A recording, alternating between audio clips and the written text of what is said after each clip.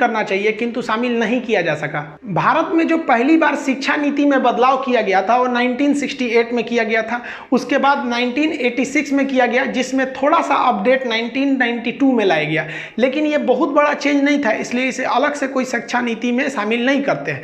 अभी जो शिक्षा नीति आई है 2020, नई शिक्षा नीति NEP न्यू एजुकेशन पॉलिसी 2020 है, ये 2022 या 2023 तक लागू हो सकता है। अगर कोरोना जल्दी से निपट गया तो ये 2022 से लागू हो जाएगा हमारी नई शिक्षा नीति। ये जो नीति बनाई गई है इसे बहुत ही सोच समझ के बनाया गया है। गांव के स्तर से, पंचायत तक से ही वहां से सलाह मशवरा को किया गया है। कस्तूरी रंजन जो इसरो के पूर्व वैज्ञानिक रह चुके हैं, उनकी अध्यक्षता में इसे शामिल किया गया। ऐसा कोई जिला या पंचायत को नहीं छोड़ा गया हिंदुस्तान से जहां से सलाह मशवरा नहीं किया गया। और उसके बाद इस रिपोर्ट को तैयार किया गया। किसी शिक्षा को बनाने में, किसी शिक्षा के मसौदा को तैयार करने में अब तक की यह सबसे बड़ी कमेटी रही है जिसके इतने ज्यादा सुझाव को माना गया है। इस नीति के अनुसार जो भारत का MHRD था, यानी ministry of human resource development, इसका नाम बदल दिया गया क्योंकि इसी के अंदर शिक्षा मंत्रालय आता था। इसका नाम बदलकर सीधा रख दिया गया भैया शिक्षा मंत्रालय। इसे आप हम लोग क्या कहेंगे, मिनिस्ट्री ऑफ एजुकेशन कहेंगे। इसके अलावा इसमें जो 10+2 प्रोग्राम था इसे बदलकर 5+3+3+4 कर दिया गया। यही नहीं समझ में आ रहा है क्या चीज है, और साथ ही ये भी समझेंगे कि ग्रेजुएशन और पोस्ट ग्रेजुएशन PhD तक में क्या चेंजिंग आएगी। स्ट्रीम को खत्म किया गया, ये सबसे बेहतरीन है। मल्टीपल एंट्री और एग्जिट को शामिल कर दिया गया।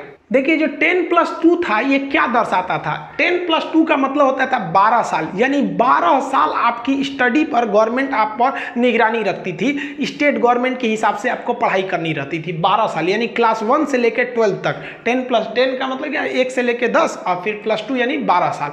यहाँ के बाद आपको राज्य सरकार उठा के किसी यूनिवर्सिटी के हवाले कर देती थी कि भैया ग्रेजुएशन कराना है तो किसी यूनिवर्सिटी से जाके कर लो। फिर आपको राज्य सरकार नहीं देखने आती थी। जैसे आप ये सुने होंगे कि हमने भैया 10th किया है यूपी बोर्ड, 12 किया है आपका बिहार बोर्ड, लेकिन ये नहीं सुने होंगे कि हम ग्रेजुएशन किए हैं हरियाणा बोर्ड। भाई ग्रेजुएशन आप यूनिवर्सिटी से किए होंगे, किसी ना किसी यूनिवर्सिटी से, समझ में। तो ये जो सिस्टम था इसे इसमें चेंज किया गया।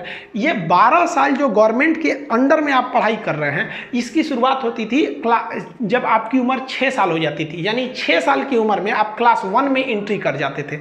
और उसके बाद गवर्नमेंट आप पर 12 साल तक आप पर निगरानी रखती थी आप क्या क्या पढ़ रहे हैं। अब की गवर्नमेंट ने कहा कि भैया हम ये 12 साल नहीं रखेंगे, अब हम आपको 15 साल निगरानी रखेंगे। आप इसको जोड़िए 5+3+3+4, अब गवर्नमेंट आप पर 15 साल नजर रखने वाली है। तो आप कहेंगे क्या 12 के बाद भी 3 साल रखेगी किया, तो नहीं, ऐसा नहीं है। ये गवर्नमेंट शुरुआत से ही अब आप पे नजर रखेगी। और इसमें कहा गया है कि जो स्टडी की शुरुआत हो जाएगी, पढ़ाई की जो शुरुआत है वो 3 साल की उम्र से ही हो जाएगी। 3 साल का बच्चा बहुत छोटा रहता है, उसी को स्कूल में डाल देना है।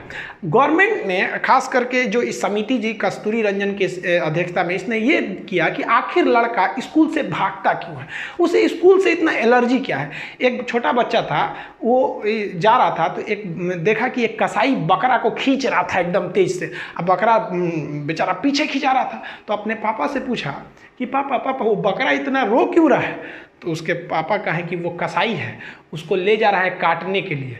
तो बच्चा कहा ओहो, हमको लगा कि स्कूल ले जा रहा है।